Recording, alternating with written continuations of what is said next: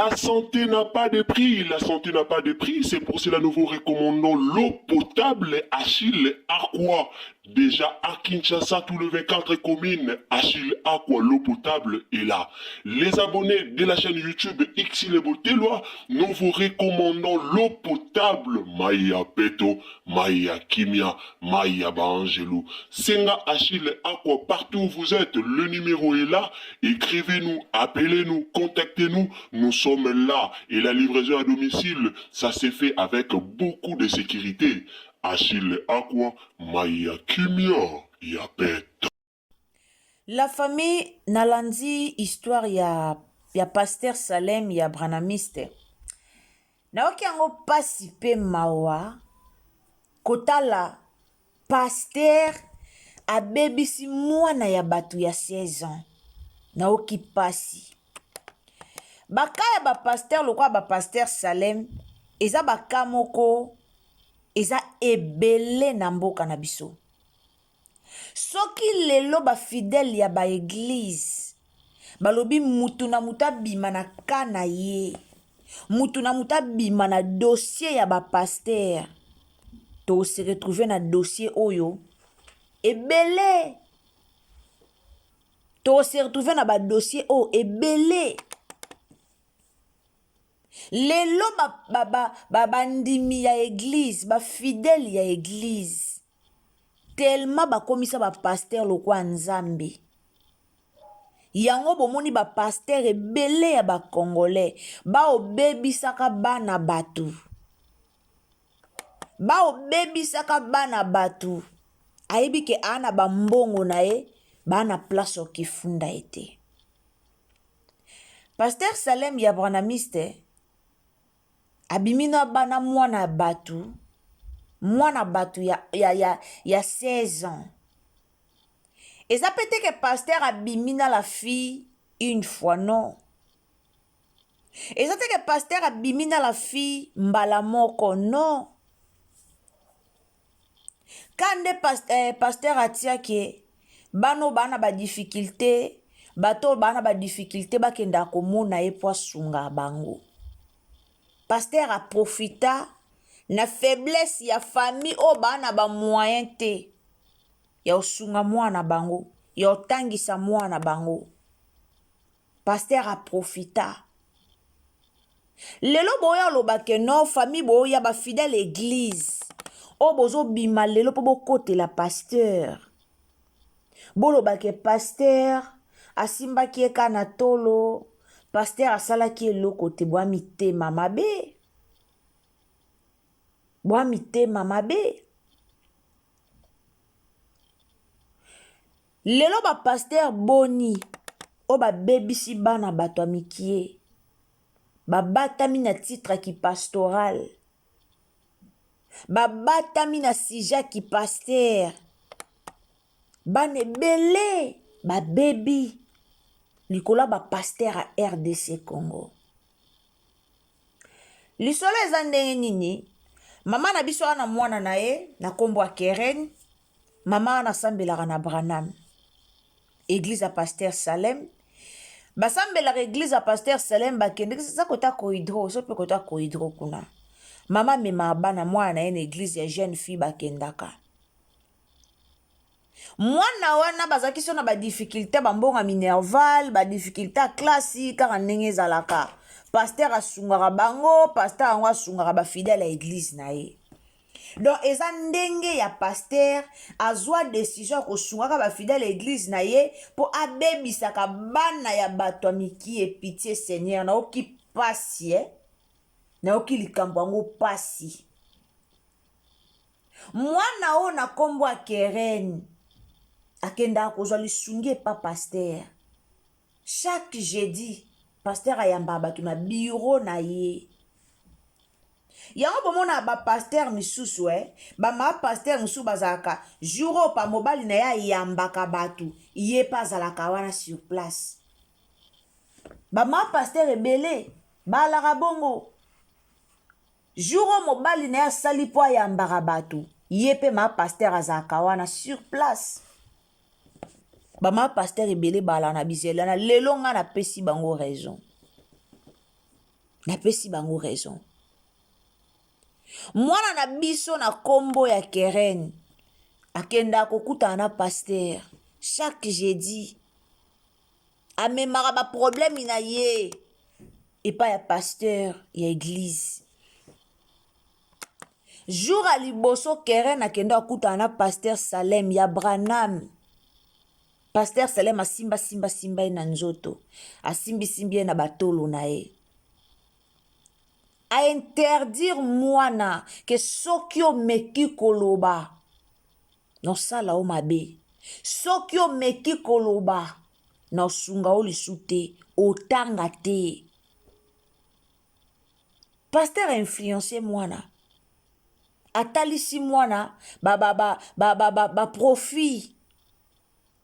Mwana moni ke otanga na sima pasteur, baolia na sima pasteur, abombeli mama ne lisolo.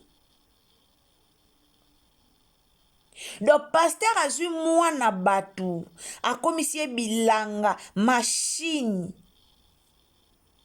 Pasteur azui mwana batu ako machine ya pasteur. Ça fait trop mal. Trop mal. Pasteur, mwana yo komise machine na yo. Mwana yo komise bilanga na yo. Mwasi na ote. Obebisi mwana batu.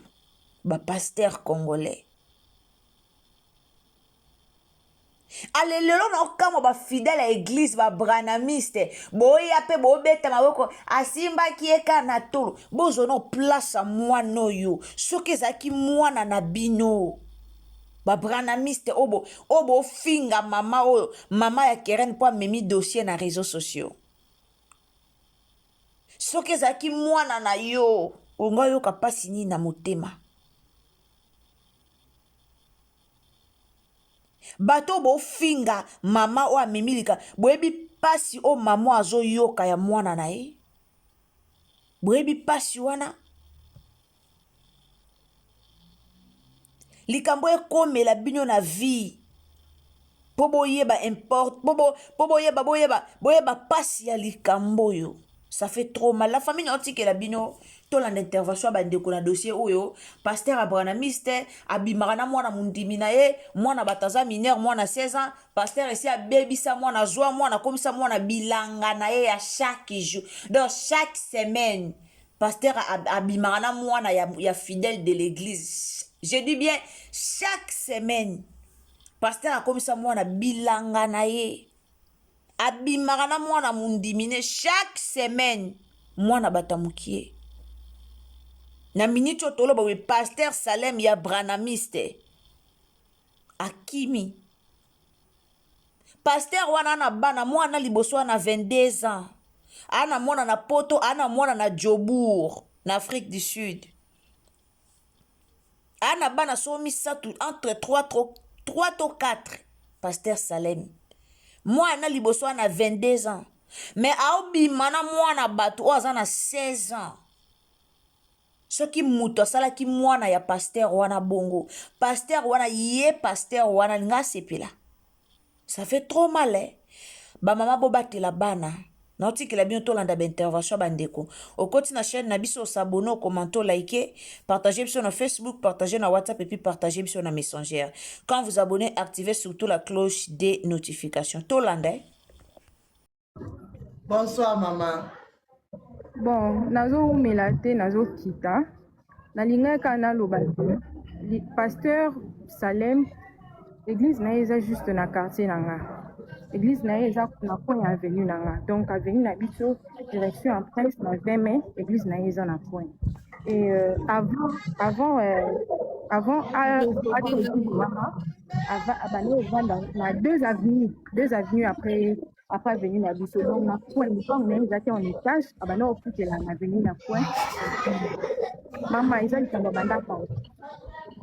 Abana okala eza kutulelo te. Eza te ke o likambo lelo abanda okala. Ngai moko na 17 ans alinganga.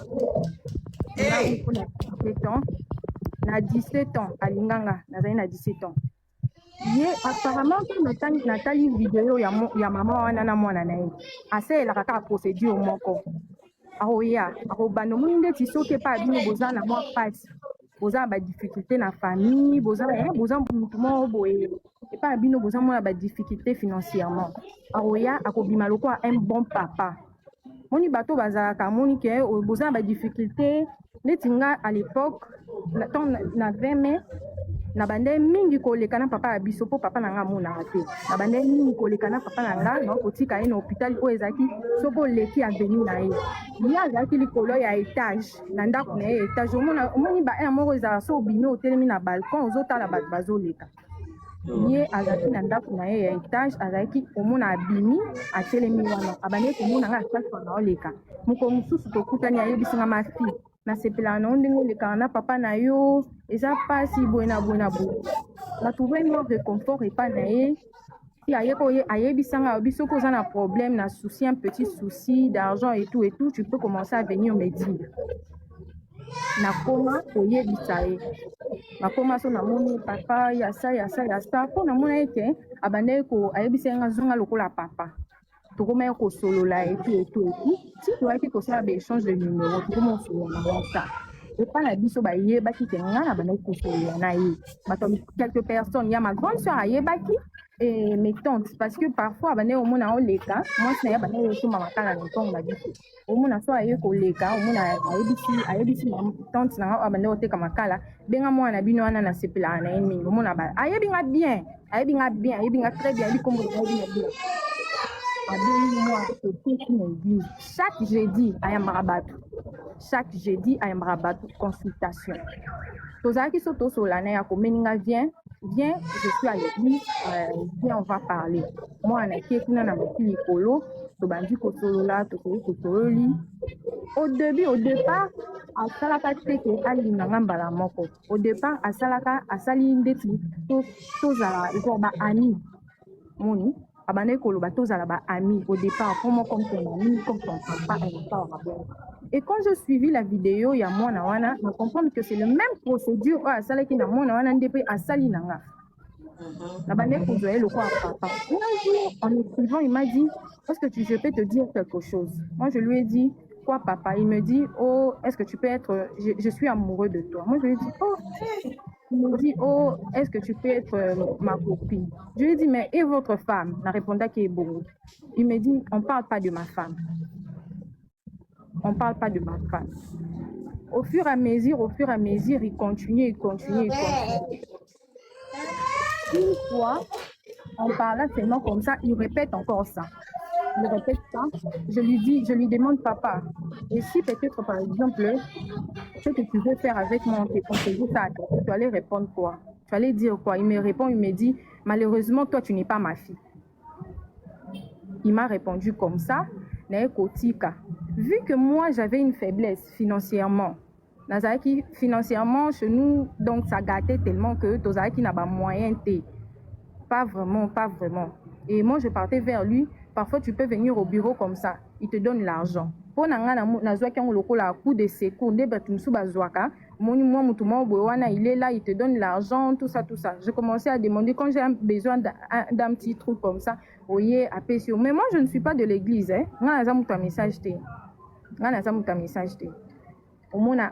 Il te donne quelque chose, tu rentres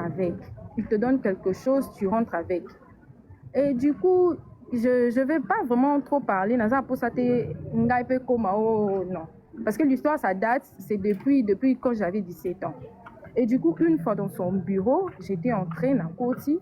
Il avait demandé, il m'a écrit, viens dans mon bureau, j'ai besoin de te voir. Namati, Nakei. Je l'avais dit quelque chose, des choses qui s'est passé avec mon père, tout ça. À la fin, Ayokelinga Mawa, il a dit, viens me faire un câlin. Je viens lui faire un câlin comme ça, il prend ma bouche, il l'embrasse. Ça m'a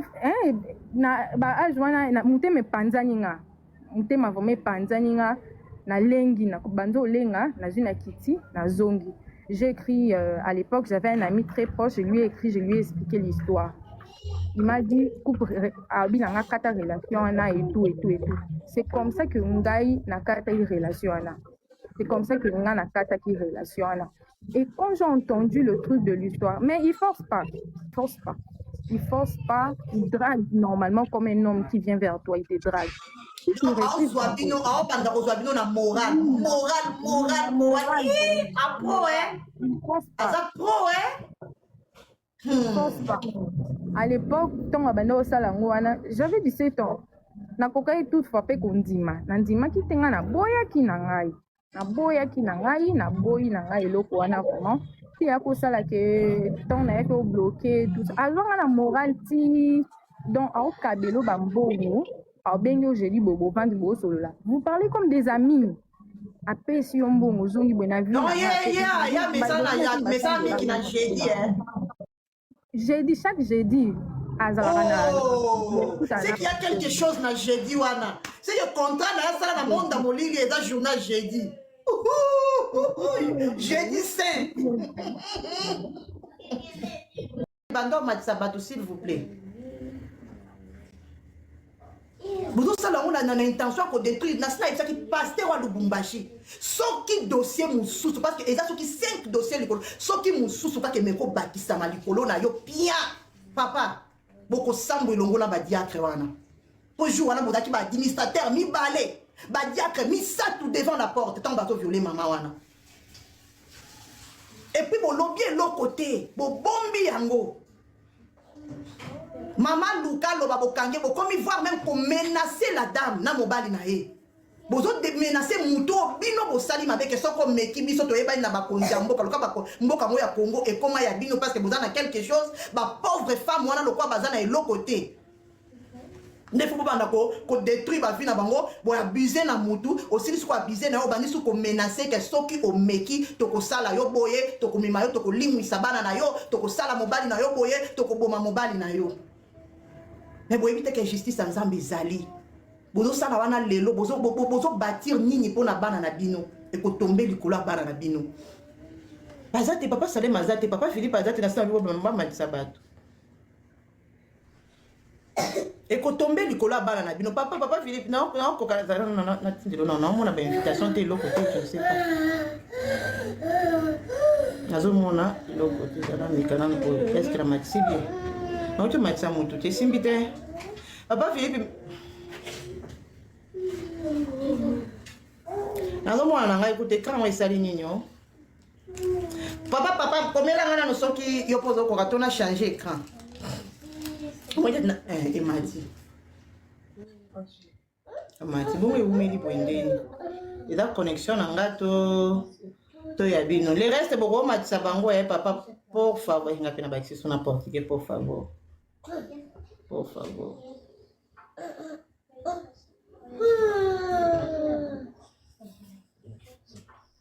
Donc la maman na mawa. Maman ko kimela, maman kende ko funda maman na zata na mbongo ko fongola plainte te. Une pauvre femme. Une pauvre femme pour profiter na faiblesse ya pasi na ye. Mobali pe lokwa za na ye muta possibilité te ko bandi ko menacer na mobali na nani. Bo fongola minorité soko bo fongola minorité ko sala yo boy soko meki ata ko kende ko kangisa biso meki ko sala boy mais dossier ko komi na maboko na ngai avec des preuves na ba preuve ya menace na bino et puis menace on a ka menace à pasteur na menace ya ba administrateur na ba diacre clique wale za ba nani so clique ba démonter clique wale za ba nani usali clique moko bo pona ko détruire nango bana nzambe pona ko détruire nango bato bazana na faiblesse ba bazana ba mbongo te bino lokwa bo somba Congo et puis ba maman na ba vandi bana na bango bazana confiance totale ya banani ya basali ya nzambe wana yemte so na benga bango basali ya nzambe soki basali ya nini na ebité Sœur Rebecca fongola micro ndeko. Bonjour. Bonjour. Vous allez bien? Ça va bien, Angola, ferme ça. La peine, ça va bien. En tout cas, je voulais intervenir par rapport à ce qui se passe aujourd'hui. Je voulais justement te dire que c'est vrai ce qui se passe dans le monde du message. Ezamabé, on ne peut pas tolérer ça. On ne peut pas l'admettre et l'accepter. C'est méchant parce que moi aussi, je viens d'une famille pastorale aussi. Je sais ce qui se passe et ce qui s'est passé. Même dans certaines familles que je connais. Parce que le papa qui m'élevait est aussi pasteur. C'est un homme de Dieu aussi, par la grâce de Dieu. on ne conçoit pas ce qui se passe. En fait, il faut que tu comprennes qu'il y a quelque chose qui se passe actuellement. Le diable est descendu avec ses agents. Actuellement, cible naïe maintenant est comme un message. Et ça, ce soit dénoté. Et ça, ce soit l'église, mais ce soit noté. Cible naïe aujourd'hui, c'est le message. C'est vouloir mettre la honte sur le message de l'heure. Parce qu'il y a que l'Iloba, oh, il faut madame Amemi. Et ça, il y a solo, c'est la stricte vérité, c'est la parole authentique. Maintenant, ce que le diable fait, c'est quoi? Avec ses agents, bah, si ma mission. Actuellement, je te dis que j'ai une soeur qui a eu des trucs bizarres. Bon, dans le bâtiment sirène, hein, mais elle était dans des mondes de ténèbres. Aujourd'hui, elle est convertie, entre guillemets. Mais elle nous dit, c'est que on les disait. Ma mission, on a fait ça bango. On a eu le cas à l'église, chez nous, à l'église. Une sœur, c'est-à-dire que Azal est sirène. Batina qui est en mission, aïe, pour détruire l'église Nabiso. Tu vois? L'église Nabiso. C'est-à-dire qu'ils sont venus des très belles sœurs. Yéna Monina, Batina, Bamon a mission, des très belles sœurs. C'est-à-dire que Bazan à l'église, Bazo Bina, tu peux pas croire que Bango Bazan a péché. Sans tâche. Mais, ce compte, ils sont restés collés lors de la délivrance, parce qu'on avait des moments de prière, des réunions de réveil. Ils sont restés collés sur des chaises sans que battre les mains. C'est là où on avait su que parce qu'ils se sont confessés. Donc, il y a des choses que nous voyons aujourd'hui, dans un monde on ne comprend plus ce qui se passe. Parce qu'actuellement, dans les églises du message, il y a des choses qui se passent qu'on ne voyait pas hier. Aujourd'hui, c'est devenu plus terrible. Il y a une mission. Sache que les pasteurs aujourd'hui sont la cible. Surtout, le diable est rentré. Il suscite même les sœurs en Christ dans l'église. Ils peuvent mettre un esprit de séduction. Ou, il y a même qu'on touche, mon pasteur a côté si moi distraction, mon voyez, il pénètre, c'est-à-dire qu'il a introduit mon témoignage quand tu es pasteur. Tu ne sais pas ce qui se passe. Même le pasteur, lui-même l'homme de Dieu, ne comprend pas ce qui se passe. Je te parle, moi, en tant que fille d'un homme de Dieu.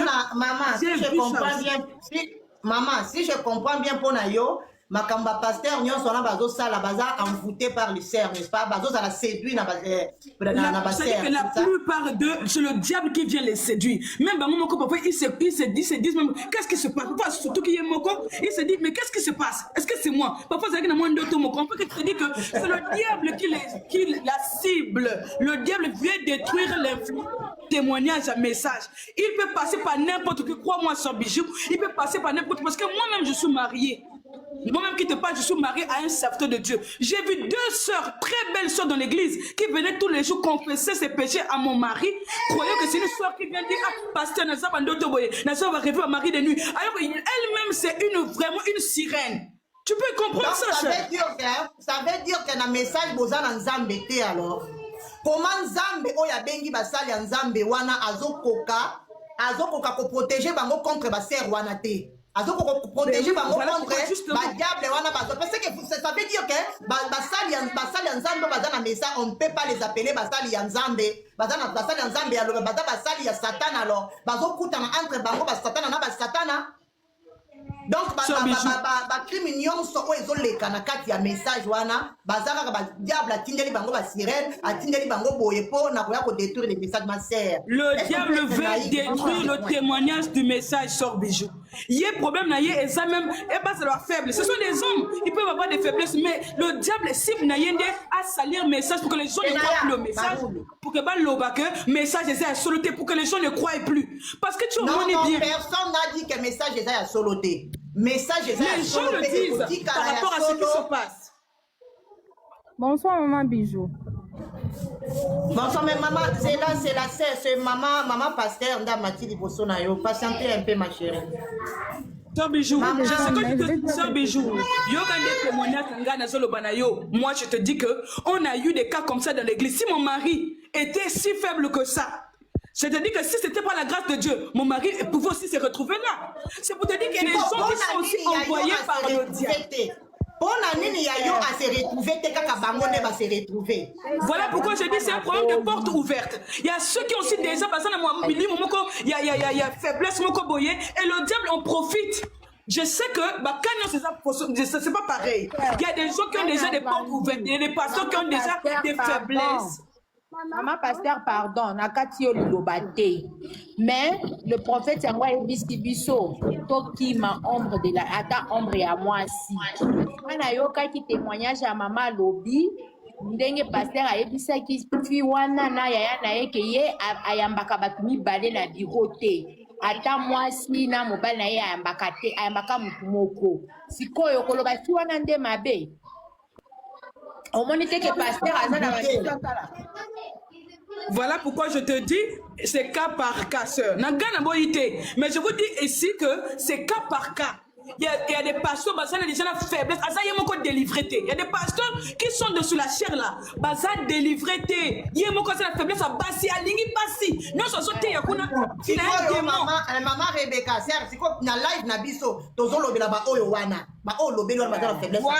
Voilà pourquoi je dis que voilà pourquoi oui sœur Bijou. Voilà pourquoi dans le lobby que c'est cas par cas. Au moins par exemple c'est que c'est pas dans les hommes de Dieu c'est la faiblesse. Voilà pourquoi je dis que normalement ils ne devaient pas être en chair parce qu'ils ne sont jamais délivrés. Le fait qu'ils ne soient pas délivrés, les esprits là viendront toucher et démoraliser l'église. Et comme même au propre na katia message parce que maman kangana on a loba maman pasteur tentation et ça pardon.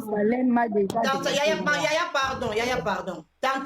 est à partout. Tentation est à un message. Tentation est à un message. Et à partout. Même na biso bandimi oyo, nous sommes tentés tous les jours. Oui, partout. Tous les jours. Pasteur te. Tentation est à na mwana omutu nyonso abengami mwana ya nzambe. Diable atentaka ye toujours. Pourquoi biso tozo résister? Pourquoi? Voilà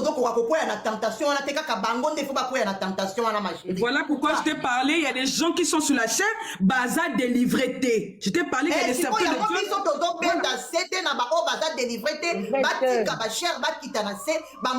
voilà, c'est ce que je suis en train de dire. Comme puisqu'ils ne sont pas délivrés, ils ne devaient pas être là. Ils ne devaient pas être en chair. Voilà pourquoi c'est cas par cas. On ne peut pas tout mélanger. Bonsoir, ok, maman Rebecca, merci. Tu peux faire du lobana mususu. Maman pasteur, elle est là-bas jaune na écran. Maman pasteur. Maman pasteur, à vous la parole. Oui. Attends, je vais laisser pour toi. Demande. Maman Rebecca, maman Bijou. Oui. Maman Bijou, bonsoir, Matsangai. Mais non, bah pèse la parole. Oui, Loba, maman pasteur. Maman Bijou, en fait, na opinion na botami na famille pastorale. Donc, c'est que je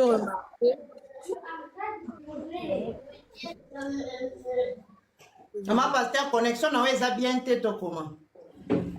C'est pour que na bible oyo bazote yango te bazo vivre.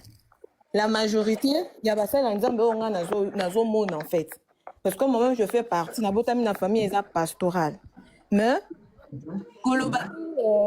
bah pasteur on y a surtout plutôt généralisé mabe mais certains bah pasteur on a biso et mikolo ya actualité à l'idée ming bazam ba comme qu'on se mélanger nzambe na ba loge le fait de dire que yo pasteur oh ya baba car mutu moko akota ça dit beaucoup ça se fait pas normalité bon moi na ena na mobile nanga nini ya tabu na kosola pa pasteur peut-être ça m'a fait rappeler confidentiel mais nini kosola ya tabu pour kana zala moko pasteur non en tant que derrière le ventre moi non papa à cause respecter non na moi il y a 16 ans l'enfant a seulement 16 ans abani ko vivre dans 40 quelques à 50 quelques.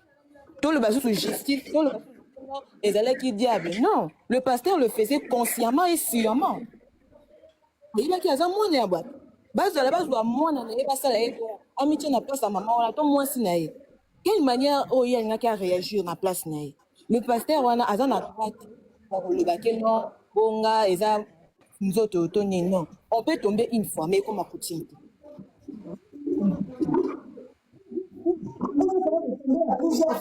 Comme ils sont envoûtement. Donc, bah, envoûté au lélo, au côté télématé. Bah, Yesu, bah, envoûté au lobby. Bah, Yesu, bah, envoûté au lobby. Non. Il faut bosser sur la qu'est-ce qui ne va pas dans le message. La chair est faible. Mais pour ça, un autre peu qu'on diriger en tant que pasteur. Il y a un hôtel, mais là-bas, croyons. C'est comme si on vivre parole. Entre guillemets, dans la famille, mon pasteur, j'ai connu une histoire, il y a pasteur, il y a monde, il y a message. azobokola mwana ya mwasi na kati ya ndako aza mpe na base na mwasi na ye na ndako mais abotisi mwana ya ndako na ye bana mibale mabiju. Est-ce qu'on peut comprendre? Vont dire encore c'est un envoûtement. C'est pas un envoûtement. C'est pas un envoûtement. C'est consciemment ozosala yango oyebi ki osalaka yango osuki wana te ozosusu le même pasteur wana suki wana te azosusu jeune sœur moko susu mosusu parmi bana mpe kaka ya ndako azokontinue kobima na bango. Et ça il y a comme une dépression et ça que bana ko mona basi ba pasteur mususu moto jabon mité mabe mais bazaka mité mabe te ça ba kumi bali na ba Christ akobetela histoire na vie que pendant abo protéger l'évangile azo sana o ezoboma ye que ça ma évangile et évangile mabe eza mabe pasteur azo mérité prison. Quant à moi, ils ont mérité pour que ceux qui basala qui ont la moine, bah on m'a gagné la brochure. Frère Branham a dit, oh frère Branham a dit, la tourne a bien le papier. La loi a dit, il mérite la prison. Vraiment. Il mérite la prison. Oui, qu'on dit maté que et l'eau auto protéger parce qu'ils ont ça par on reprend jamais. Nebi que dans ba frère, on va la nanga mais eza mabe to ko bengango mabe. Et l'eau qu'on mabe to bengango. Pour ceux qui dire que comme niveau de protéger, c'est-à-dire les autres qui n'a pas on va dire que ça la on peut na bana batu mususu. Bah ça la on a batu mususu. Parce que jamais na moni pasteur a quoi na mabe moko o ekoki même connuire na église na évangile na aucune coup na ni plutôt rapide actique à eloko wana. Mais tant que vous pouvez soutenir rien eloko wana, c'est pas qu'il y a bon on pas dans la droite de côté les mafia basal. Exactement. Baza na droit bati capable ba oyo baza librement ya ko servir Nzambe en vrai parce que le vrai adorateur adorant en esprit et en vérité. Vérité bolingi te na parole bake okwei. Ozo le bake ote Satan tantenga Satan okwei. Okwei Ngola ko bimela bino wanga na makambo lobaka. On a ndengo okweli wana accepter le fait kokwei na yo pour ezala bongo. Balobi na ba français il faut avouer ta moitié pardonner. De nos jours nos frères et nos sœurs balingi vérité. Balingi vérité te bango balingi kaka to yo ka o bongo bazoteya. Mais o biso to ko apporter. Ma sœur minute na yo et Sili maman pasteur merci beaucoup vraiment pour la participation na yo. Toke na comment nengo kisiku na otala suba kombo de tika pa kaka boy bro na bo sœur na ngana ya landa ki sœur. Bro soki J, oui, il a dit bro J. Nandenga se mata. Merci. Merci beaucoup. Merci pour la laya fait na bino oyo bosali vraiment ça me va droit au cœur et surtout tango yo na yoka ki information ça m'a fait vraiment très mal mais il y a aussi quelque part où le prophète lui-même il nous a bien confirmé, il a bien dit sur l'autre, l'absolu. Le frère Branham me dit que un véritable serviteur de Dieu, c'est quelqu'un qui, avant de marcher au Dieu de la chair, c'est celui qui doit en tout cas rencontrer avec Christ. Aussi longtemps que tu n'es pas encore rencontré avec Christ comme étant ton absolu, en tout cas, c'est pas tellement bon. La raison pour laquelle, attends même, je vais d'abord essayer de lire ça vite, pour ne pas vraiment, pour ne pas n'alobama kambo yeza bien te. Attendez, Papa Zela, loko lingo tangela biso eza ya ninyo. Non, teste le na lingana cité seulement sur là où le prophète a dit que non, un véritable serviteur de Dieu avant de monter au Dieu de la chair, donc Ezanani Yamalamu a rencontré Nanina le surnaturel aussi longtemps qu'il a rencontré Nanina le surnaturel. En tout cas, c'est pas tellement bon. La raison pour laquelle l'autre commu comme mon réputation c'est que tu sali un quart de tour au commencement tango message yaka qui na l'Afrique en tout cas eza le coup la loté Auparavant, le message était bien zélé. Mais d'office, que ma cambezoyaka d'office, que aussi, ayebi que non, message ma bien zakuna, mais le diable aussi, il veut anoircir la réputation du message. D'accord, papa, La merci raison. beaucoup. Toyoki yo papa. Toyebi déjà situation wana moyo tangango ezali sute po mutu nyonso azali awa yebi yango. Tosi totangango. Ndenge frère Branham alobi. Merci beaucoup ndenge rappeler biso makomi ya frère Branham esali biso malamu makasi koyoka frère Branham eza vraiment sengola motema. Oyo alandaki eza nanyo. Oyo alandi na papa Philippe nazotanga te nazokoko munako mona na musika te. Ah, eza déclaré pour la vie. Déclaré pour la vie, ya yondeko. Ah, makomi ya frère Branham esali malamu makasi. Bonsoir, maman Bijou. Nzamba protéger bana na biso, nzamba protéger biso na ba pasteur ya boye. Ba pasteur ebele ba koti ba marambo ya mabe. Ba pasteur ebele ba koti ba science, ba pasteur ebele ba koti ba monda molili. Alors vi na bango eza po ba bebisa bana ya bato ya mikie. Bazo ko utilizaka ba étoile ya bana bato. Bazo bimaka na bana bato ya mikie po ba utiliser ba étoile na bango. Vraiment nzamba épargner biso na ba pasteur aboye na communauté po eza soni makasi. Eza soni makasi.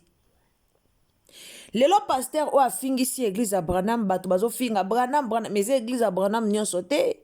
Eza makambo esalemaka na ba pasteur tout. Eza ka pasteur ya Branham te. Ba pasteur ebele ya ba congolais ba osakanaka na bana bato. Bana bavanda kimia, ba fidèle église bavanda kimia po bana muto kote la bango te. Bavanda kimia po bana lisungi te, bana likundi protège te. Muto kote la bango azate. Banga peke lelo inde la bango. Banga lelo comme la bango problème. Eza pasi. Ba pasteur à Congo encore basimba mbongo bakoma mimona bakoma banzambe. Mais boye baka justice en Nzambe ezali. Merci beaucoup nzamba pambola bino. Aimez vidéo, partagez partout. Tokutani à la prochaine occasion. Soki tata Nzambe azongite. Pasteur Salem, oh salina bana batu. Nzamba ofuta yo. Merci.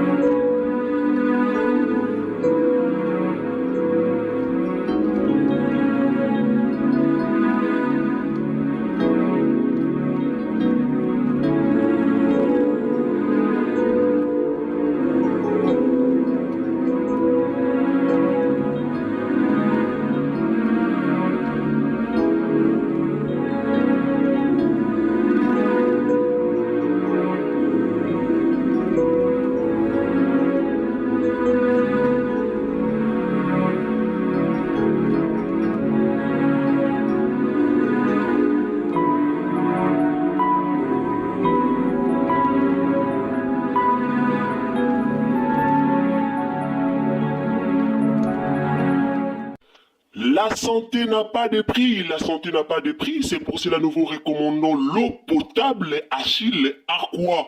Déjà à Kinshasa, tous les 24 communes, Achille Aqua, l'eau potable est là.